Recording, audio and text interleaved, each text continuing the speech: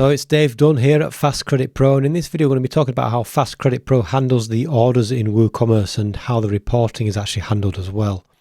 So if you look in this list here, we've got two types of orders. You can see one's a currency-based order. You can see when you hover over it says via credit card or Stripe, yeah? And then this other one, it says via credits purchase, and you can see it's got a credits value by it in this credits column. So if we click into this actual order, you can see it does have a cost here, and this is just a nominee value that has to be added to the product. And I'll just show you the product quickly. You see this product, it does have a regular price value here. Now this is to prevent WooCommerce turning it into a free product, because if there's no value there, WooCommerce may turn that into a free product, depending on whether your user account has credits or not. If they have credits, it's going to present the credit version available. If they don't have any credits, it's going to present the currency version. If there's no value for the currency version, or if you don't select credit only store, it's going to turn that into a free product. So we need to have a value in that box, right? And because there is a value in that box, in the orders, it's going to appear here. Now, this may be slightly confusing at times, but it's just good to bear in mind that as long as it's a credit purchase product, it's going to show this credit purchase value here, right? And this is obviously the nominee amount. Now, we will maybe find a way to tighten this up if we can.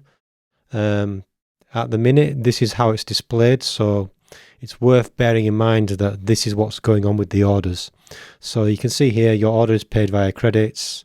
Now the customers that see their orders inside the site are going to see a credit value. So if you look here for that particular order, I believe that was 194. Yeah, 194.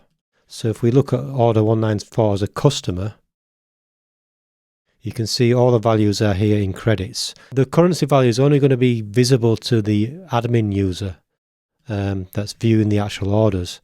And as I said, the products do need a currency value to stop them becoming free products inside WooCommerce. However, this currency value is also used elsewhere, so it's useful to understand why it's there, because in the reports, you're going to see reports for the products that were purchased, and these products are not going to have a specific value pushed to the reports, depending on the settings. So basically, while this does have an order value here, and it does say paid $20, we're not reporting those values unless you select this option in here, currency reporting, and then this tax reporting as well. The reasoning behind this is that when someone's making a purchase on your site, they're purchasing a package of credits and they're paying that money at that time, right? So say they purchase $100 worth of credits, they've paid you $100 and they're going to use those credits to make purchases later. However, they've already paid you that amount, right? So you only need to report that once. So we've defaulted the plugin to not report credit orders because they've as currency values, because they've already purchased in currency, and you would effectively get a double accounting going on where they've purchased in currency and then the products that are purchased with credits would be added to that balance as well, and you'd get double the sales, right? Which wouldn't make sense from an accounting perspective. However, there may be a situation where you do want that to happen. Maybe you've got an external system that you're integrated with and you need to see the values of the credit-based products being pulled into there. So we do actually enable currency reporting here if you need that, alongside tax reporting.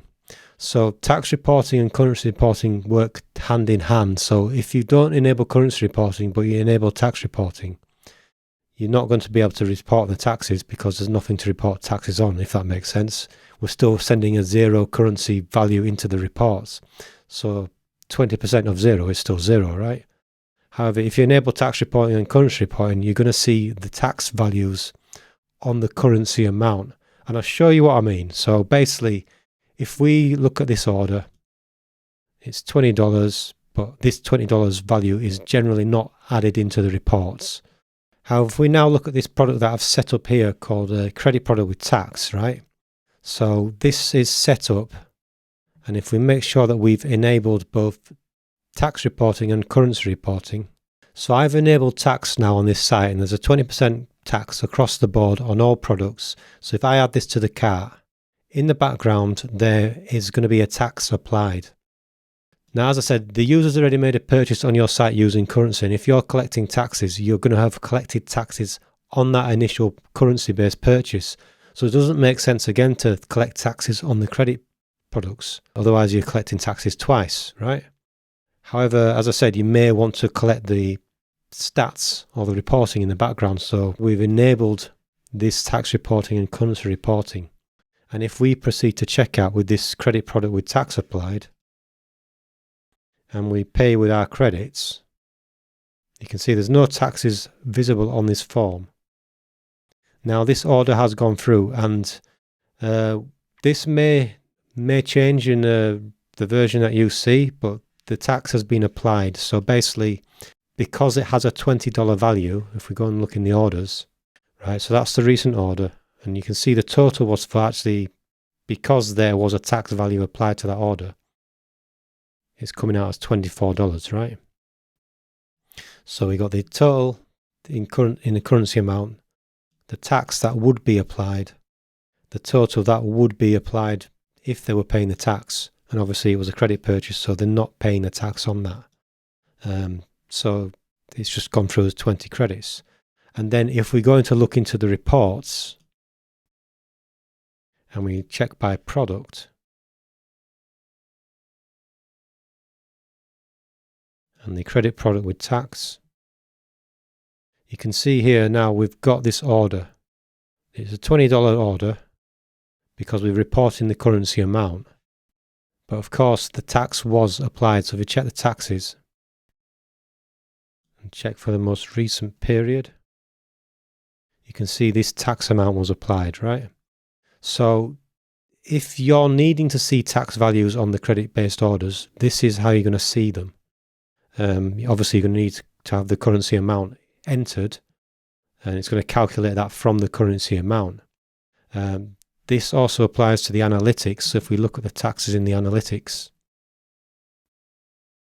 you'll see again the tax based on the value of the product in the currency amount, and you can see the tax rate and the tax. And as I said, we don't report the currency values in the analytics or the WooCommerce reports here because they've already purchased the credits, and the credits have then been used to make purchases. So it would create a system of double spending. However, if you need to see those values, you just simply enable them in tax reporting and currency reporting, and you'll get what you need to see based on the price that you set in the product. So if you're enjoying this video and you're enjoying the content that we're providing here on YouTube and the plugins that we're putting out, just give us a quick like, subscribe and share and all that stuff, because it's going to help us grow this channel. We're at a very early stage at this point, so I'm just making this little call out here. I'm going to stick it in all the videos that you're probably going to see, just to keep reminding you. And also, if you got a comment, leave a comment, and if you got requests for videos, let us know as well, so that we can kind of just keep on top of stuff and just bring you stuff that you want to know. Anyway, I look forward to connecting. Any questions, let me know, and chat soon.